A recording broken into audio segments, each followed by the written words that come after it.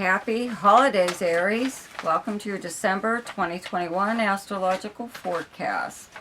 So, there are two major things happening this month.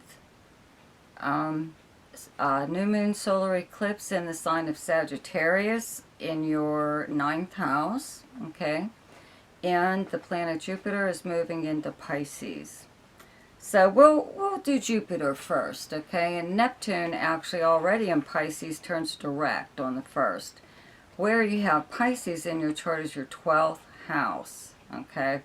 So this is really something, having both of these planets here in your 12th house of charity, selflessness even.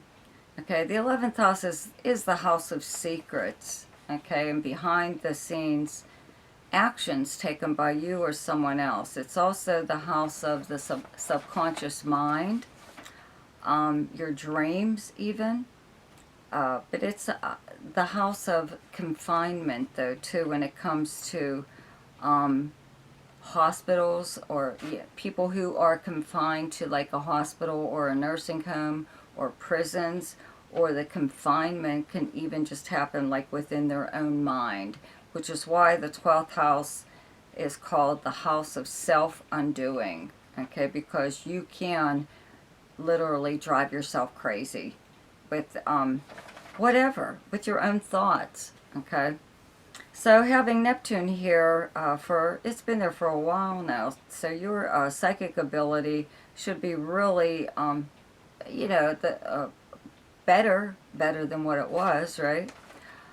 Even more so now with Mars in Scorpio in your 8th house up until the 12th, okay? So there's still action going on there in your 8th house of other people's resources and money, and even money coming to you in some way or other. But the 12th and the 8th together here are, pretty heightened awareness when it comes to, ESP, whatever.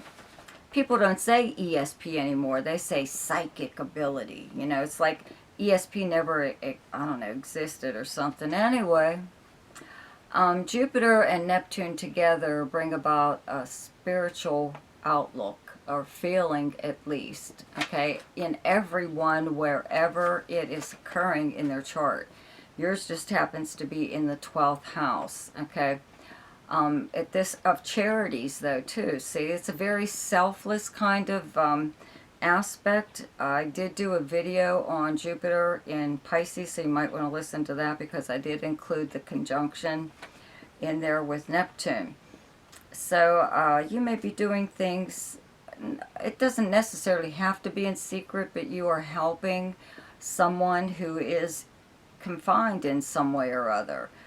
To a nursing home or hospital or prison or something else. Maybe you are helping a charity even. You're helping them to raise money, or you're doing whatever you can, not necessarily helping to raise money, but anything that possibly they'd need done.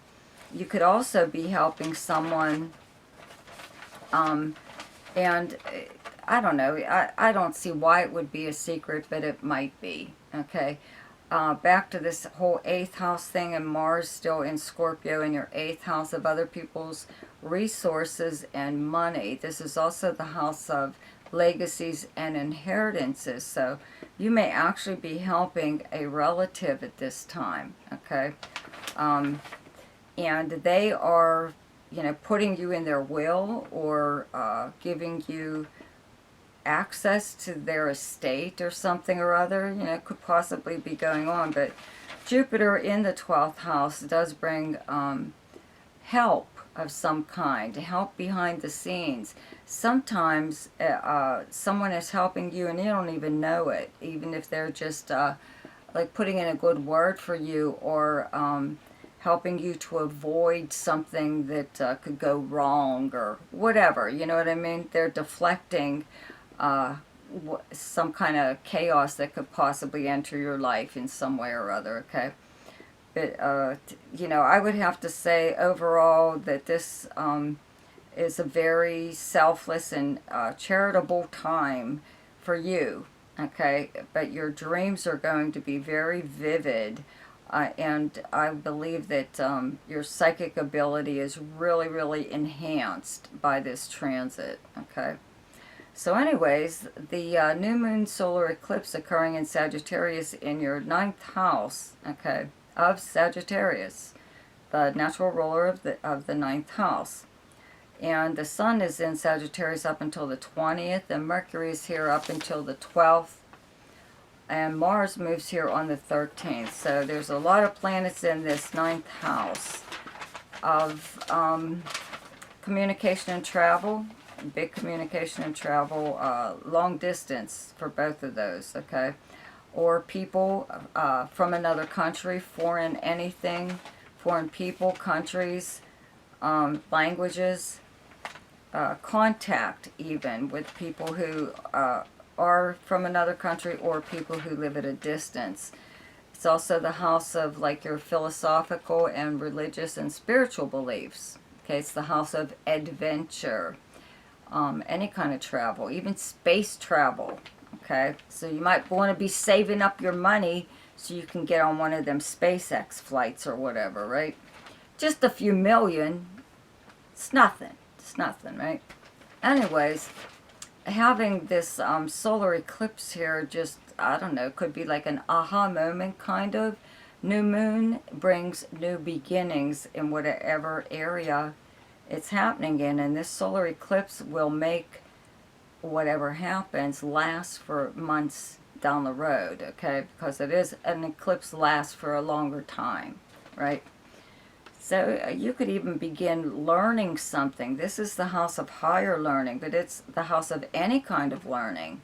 You could be taking on, I don't know, something you've always wanted to know. You know, somebody is even teaching you something at this time. Or you're learning just by watching videos online or on YouTube or something like that. Or you are taking the trip of a lifetime. You're beginning some kind of journey, okay?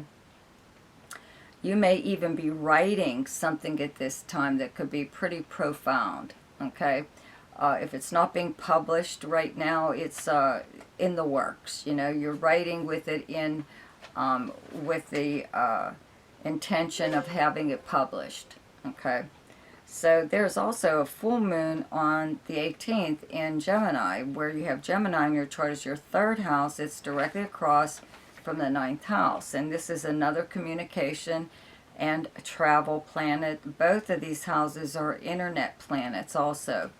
So I really don't see too much going on here with this full moon that would really have that much of an effect on you.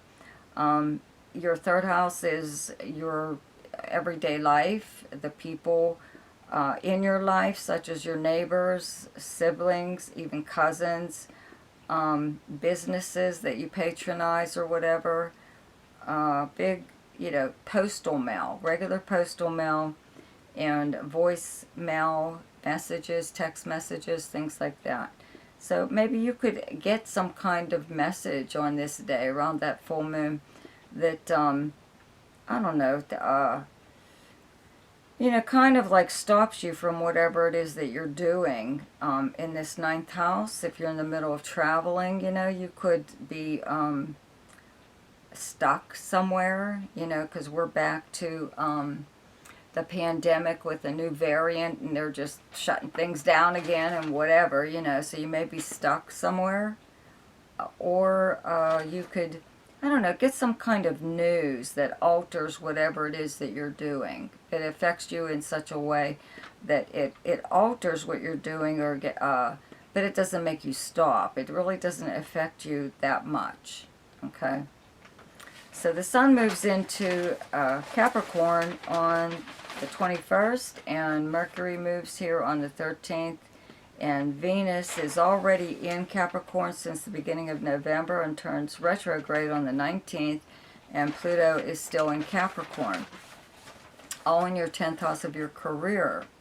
So I did also do a video on the aspect Venus conjunct Pluto. So you might want to listen to that, okay? Because that's going on and off up until March. So you're going to have this aspect in your 10th house of your public persona, your career, how you are spoken about and viewed publicly, how you're known by reputation, but it's for personal or professional reasons. Okay, so looks like, you know, you are really having, you know, an awful lot of options coming your way as far as your position goes. There are new people coming into your life, or possibly someone that you wanted to get to know better, or that you either saw as a colleague or a mentor, someone you would like to be like, okay?